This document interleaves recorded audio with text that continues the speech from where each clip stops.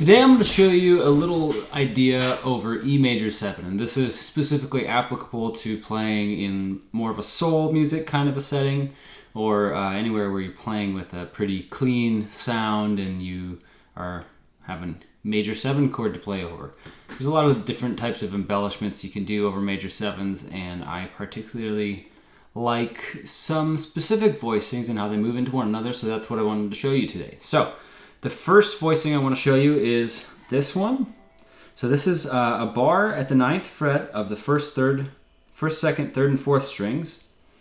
And then if you strum all 4 strings, and then hammer on your 3rd finger into the D sharp at the 11th fret on the 1st string, that gives you a nice E major 7 sound. So this is where we're going to begin our lick for today.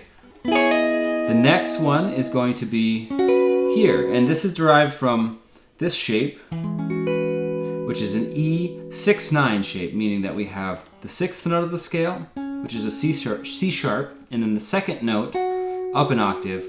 So this is an F sharp, and because it's the 2nd note up an octave, we call it the 9th. So this is a 6 and a 9 with a B on top. And so our first melodic motion of this lick goes like this. From the E major 7 to the E6-9. And then from there we're going to go down to what I think of as the primary E major 7 shape. And this is derived from the open A chord. So if you move that up and you have a bar chord at the 7th fret, this makes an E major bar chord, just a regular E major. But if I lower the note on the 3rd string, which is an E, down by a half step, that gives me the D sharp. So now this becomes an E major 7. And this is the first major 7 chord that I ever learned, and it still is one of a primary few that I use a lot, and use it to conceptualize a lot of different chord voicings, excuse me. So starting up here, E major 7 to E6-9.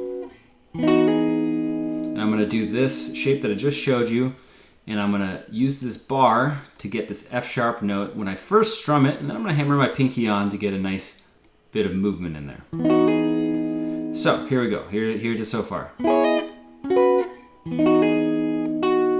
then I'm returning to the F sharp to continue that melodic motion downward. So next I'm going to go into what is a E major 7 chord in a close position, meaning that we're actually just building this in thirds, which doesn't happen too often on guitar. A lot of times on guitar we're doing voicings that have larger intervals, like this one, where we have, a 5th, a major 7th, and then that major 10th. But here we're straight in a regular stacked chord, 1, 3, 5, 7 of the E major 7 chord. So I'm going to go down to this one, but I'm actually going to omit this E here on the 5th string.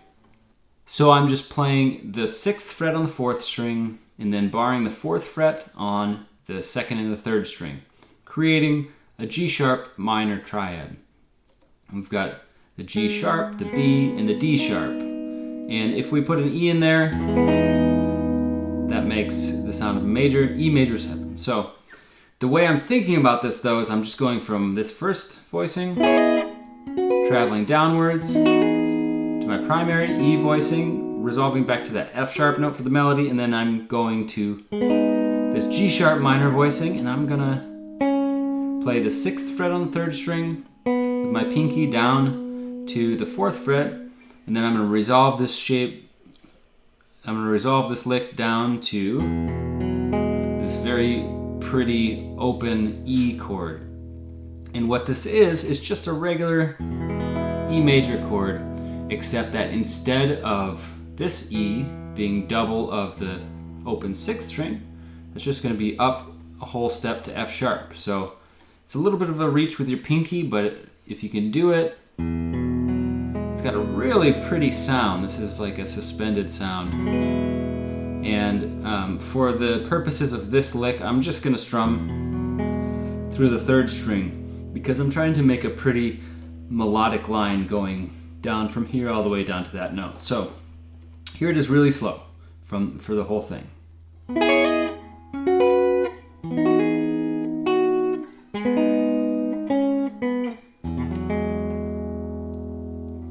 again.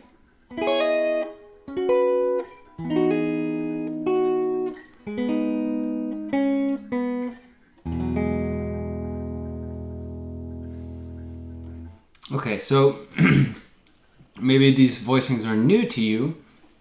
If they're not, you can just skip ahead a little bit if you want. But if these are new voicings to you, I'm going to show you how I practice connections like this to improve my speed with them. I usually turn on a metronome, and then I'll pick 2 or 3 to cycle. So I'm going to start with these first 2. So this is how I would practice it if I was first getting used to these new chord voicings. I would start with this one.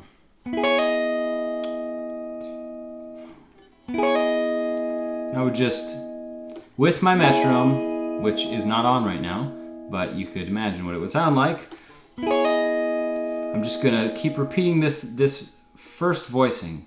Then once I feel comfortable with that voicing, I would go on to adding the second voicing. So I would think 1, 2, 3, 4.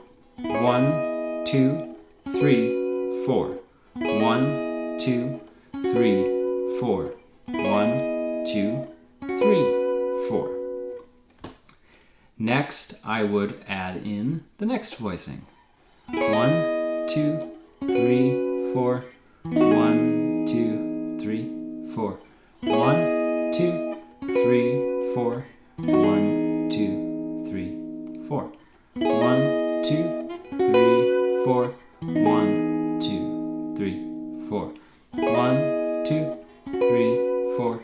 1, 2, 3, 4. You'll notice I didn't do the hammer on that last time. It's not a big deal. This practicing part is just to get you in the habit of, or just to build up some muscle memory for those new voicings, if indeed they are new to you. So then I would add the fourth one, and I would do it like this. 1, 2, 3, 4. 1, 2, 3, 4. 1, 2, 3, 4. 1, 2, 3, 4. And so from there, I would just add in the final voicing. So I go 1, 2, 3, 4. 1, 2, 3, 4.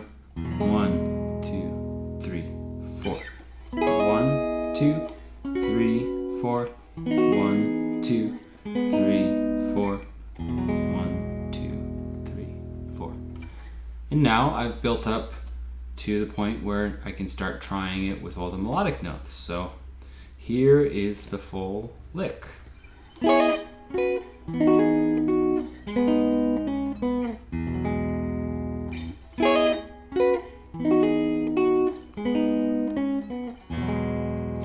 1, 2, 3, 4. 1, 2, and 3, 4. 1, 2, 3, 4. 1, 2, and 3, 4. If you like this lesson, check out practicemakesbettermusic.com. There's a free mini course there for email subscribers, so check it out. Thanks.